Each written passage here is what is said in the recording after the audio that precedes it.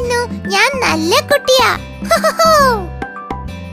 വീട്ടിനുള്ളിൽ കള്ളൻ വന്നാൽ എന്ത് ചെയ്യും നീ? ബൗ ബൗ എന്ന് കുരച്ച് വിരട്ടി ഓടിക്കും.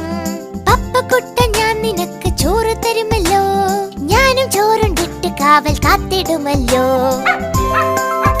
നീ എപ്പോഴും എന്റെ കൂടെ തന്നെ ഉണ്ടാവണം കേട്ടോ.